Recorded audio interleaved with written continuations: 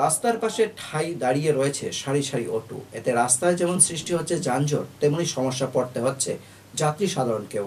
নিত্যদিনের এই দৃশ্য ঊনকোটি জেলার পেচারতোল এলাকায়। সেখানকার প্রণয় রায়ের নামে এক অটো চালক জানিয়েছেন, পেচারতোল এলাকা অন্যান্য জায়গায় যাবার আলাদা অটো স্ট্যান্ড থাকলেও পেচারতোল থেকে নবীনছড়া রুটে অটো চালকদের জন্য নেই উপযুক্ত কোনো অটো স্ট্যান্ড। ফলে প্রতিদিন আসাম আগরতলা জাতীয় সড়কের পাশে এভাবে দাঁড়িয়ে যাত্রী ওঠানামা করাতে হয় তাদেরকে। পাশেই রয়েছে পেচারতল বাজার। রাস্তার পাশে যাত্রী ওঠানামার ফলে সেখানে দেখা দিচ্ছে যানজট, পাশাপাশি দুর্ঘটনার আশঙ্কাও থাকছে বলে জানান ওই অটো চালক। সমুদ্রই তো রুদ্র প্যাক পিছনে দোকানদারেরও কষ্ট, আমরারও কষ্ট। বৃষ্টি দিলে গাড়ি রাখা যায় না। এটা স্ট্যান্ডটা হয়েছে বাজার তো ঊনবিংশরে অবস্থা। আর বড় গাড়ির লেগে তো আমরা সমস্যা। এটা তো হয়েছে তো কয়েক বছর হয়েছে না এখানে কোনো স্ট্যান্ড।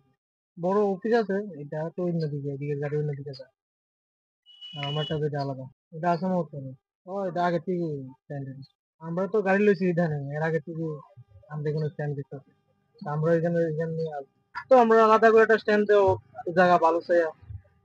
এখানে তো আমরাও কষ্ট, বড় গাড়ির লেগেও কষ্ট আমরা। আজকে তো ওয়ার্ড ভাড়া আছে, বাজার বার দিন তো মানে খুব কষ্ট। সব গাড়ি এখানে থাকে, সামনের দিকে টুকটুক থাকে। টুকটুকের জন্য আমরা কষ্ট। আসামত রুটের সাইডে প্যাসেঞ্জার লেগে অ্যাক্সিডেন্ট হওয়ার সম্ভাবনা তো থাকে।